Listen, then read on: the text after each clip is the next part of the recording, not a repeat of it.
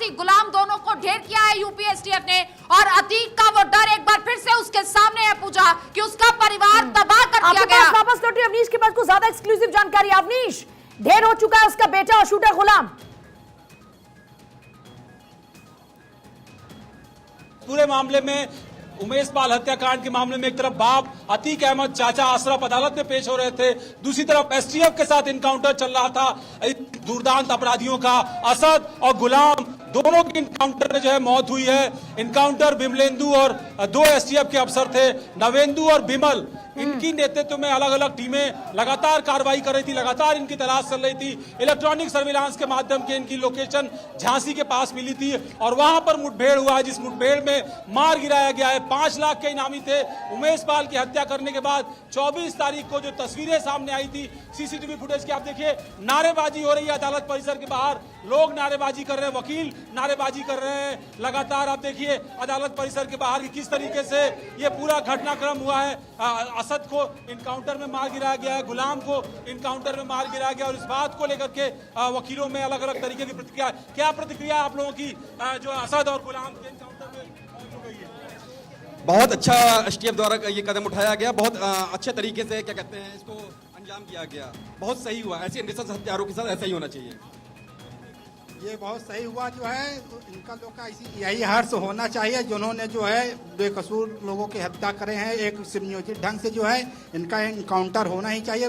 हम योगी सरकार का बहुत तहे दिल से और पुलिस प्रशासन का धन्यवाद करते हैं कि उन्होंने जो एक कदम उठाया, बहुत सराहनीय ही कदम है। अब जिस बेटे को आपराधिक दुनिया में लॉन्च करने के लिए उमेश पाल की हत्या कराई गई थी अतीक अहमद और अशरफ द्वारा, उस बेटे के इनकाउंटर में मौत अब देखनी होगी अतीक अहमद को।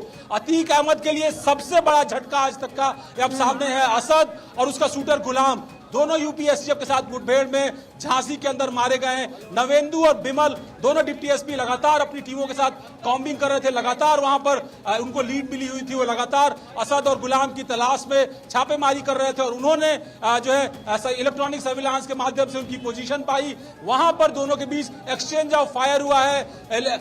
इलीगल वेपन्स जो है वो बरामद किए गए हैं असद के पास से। असद तीसरा बेटा है अतीक अहमद और शाइस्ता परवीन का। इस पूरे मामले में मुलजिम था, शूटर था, लगातार फरार था। उसकी तलाश नेपाल से लेकर के मेरठ, दिल्ली, हरियाणा, राजस्थान में लगातार हो रही थी और उसकी लोकेशन जो है वो झांसी के अंदर मिली। झांसी में नवेंदु और बिमल के नेतृत्व में यूपी एसटीएफ की टीम के साथ मुठभेड़ हुई और मुठभेड़ में असद और गुलाम जो है उनको उनकी मौत हुई, उनको ढेर कर दिया गया। जो है उनकी मौत की पुष्टि जो है आपसे थोड़ी देर पहले उत्तर प्रदेश के special DG law and order Prashant Kumar ने की है। प्रशांत कुमार ने इस बात की पुष्टि की है कि और डिटेल्स अभी आ रही हैं, लेकिन इनकाउंटर नवेंदु और बिमल के नेतृत्व में असद और गुलाम के साथ हुआ है और इस इनकाउंटर में दोनों की मौत हो गई है। 5 लाख रुपए के इनामी थे। उमेश पाल हत्याकांड को अंजाम देने वाले दोनों शूटर्स थे। असद के नेतृत्व में, असद को की अगुवाई में इस हत्याकांड को अंजाम दिया गया था।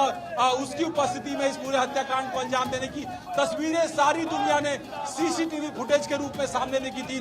उस सीसीटीवी फुटेज में दिखाई पड़ा था कि किस तरीके से असद ने दौड़ते हुए पिस्टल से हत्या की थी उमेश पाल की। बार बार गिरने के बाद जब उमेश पाल उठकर भागने की कोशिश कर रहे थे, तब भी उनको पीछे से जाकर के उन पर फायरिंग की। जिंदगी का सबसे बड़ा पछतावा आज ही अतीक को हो रहा होगा। उसने क्यों आखिरकार अपने बच्चों को भी इस जुर्म की दुनिया में उतार दिया। अब तक तो सिर्फ उसके घुटने टिके थे, अब तो वो पूरा ही टिक चुका होगा। ये खबर उस तक पहुंची, क्या रिएक्शंस आ रहे हैं उसके, इस बारे में कोई जानकारी?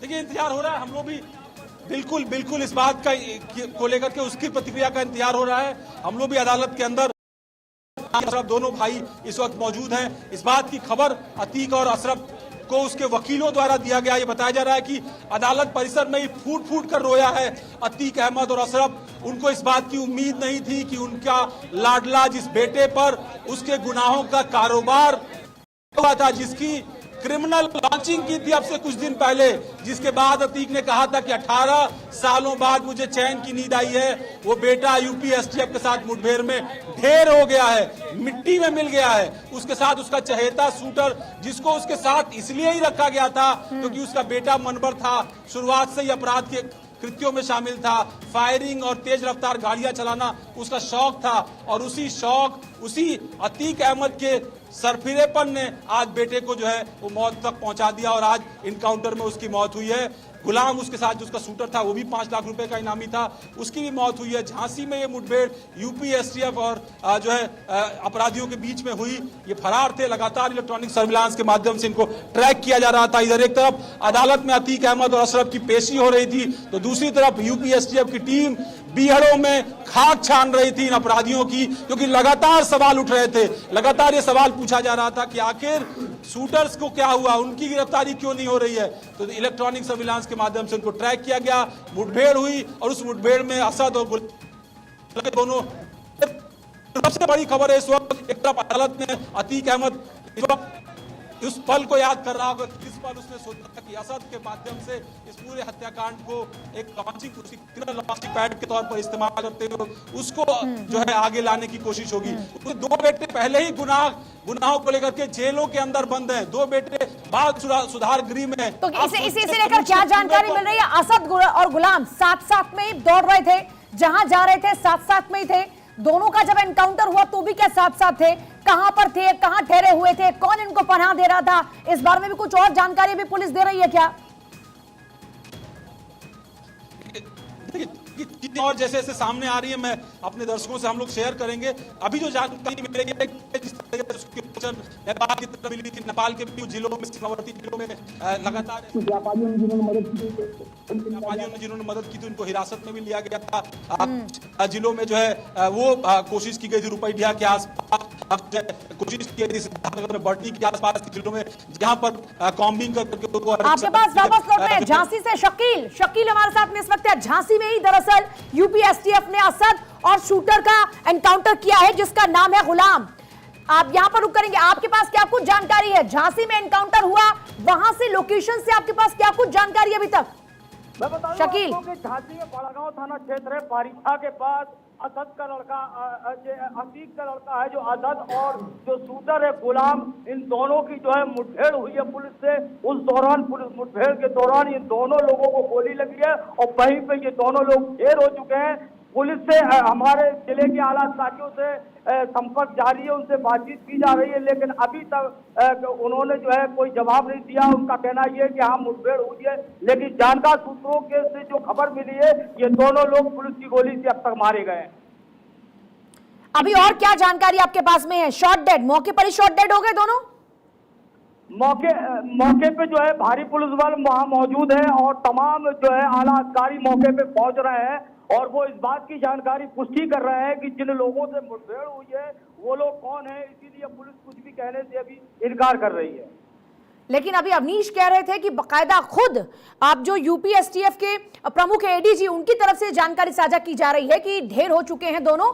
प्रयागराज से हमारे साथ में इस वक्त आलोक मालवीय भी जुड़ रहे हैं। आलोक मालवीय का रुख करेंगे। आलोक, आपके पास क्या जानकारी है? जैसे ही ये खबर आई है उमेश पाल के घर पे, उनके घर के जो लोग हैं उनके चेहरे पर खुशियां जो है लगातार लोग खुशी दिख रहे हैं।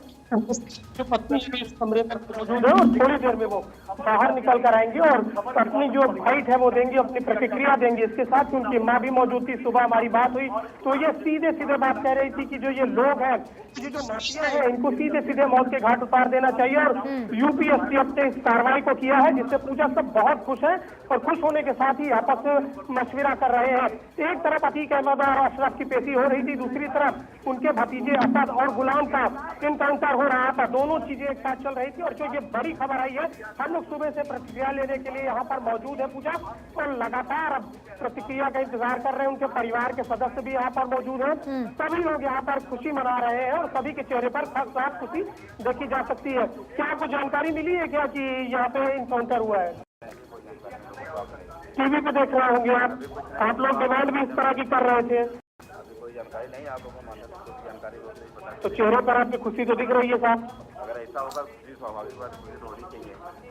और परिवार के अन्य लोग, परिवार के लोग सारे लोग खुशी होंगे, परिवार के रिश्तेदार यार दोस्त सारे लोग खुश होंगे अगर ऐसा कुछ हुआ तो। अब बहुत अच्छी बात है, जैसे आप लोग बता रहे हैं आपको माध्यम तो अच्छा लग रहा है, अभी दिल में सुकून मिल रहा है क्योंकि वही ऐसा भी था मेरे आगे दिखाई दे रहा था।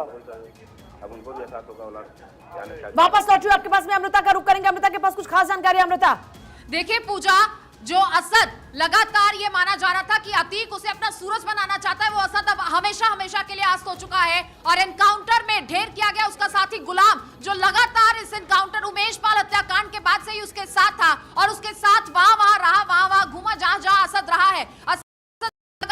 फरार था और 5 लाख के इनामी थे दोनों। इस हत्याकांड में उस असद को गोली चलाते हुए देखा गया और आज जब उस पर गोली चली है तो वो नहीं बच पाया, असद ढेर हो गया है। और बताया जा रहा है, जिस तरह से अवनीश जानकारी दे रहे थे कि जानकारी अतीक तक पहुंची तो वो फूट फूट कर रोया, क्योंकि अब उसे कोई भविष्य नजर नहीं आता। जिस परिवार की बर्बादी की वो बात कर रहा था, वो परिवार अब बर्बाद हो चुका है। और आपको ये भी जानकारी दे कि यूपी एसटीएफ की टीम के साथ मुठभेड़ में ये जब मारा गया है, इस पूरे ऑपरेशन की अगुवाई कर रहे थे डीएसपी नवेंदु और डीएसपी विमल। इन दोनों के नेतृत्व में इस मुठभेड़ को, इस एनकाउंटर को अंजाम दिया गया है और यूपी एसटीएफ की तरफ से बाकायदा ये जानकारी भी साझा की गई है। ऐसे में पूजा, अब आप ये देखिए कि यूपी में कानून व्यवस्था की स्थिति क्या है, कैसे माफियाओं को बख्शा नहीं जाएगा। जिस तरह से बार बार यूपी के तमाम मंत्रियों के, मुख्यमंत्री के बयान आते हैं कि माफिया को बख्शा नहीं जाएगा, तो वाकई में वो हकीकत हमारे सामने है। माफिया को बख्शा नहीं जा रहा, फिर चाहे वो कोई भी हो,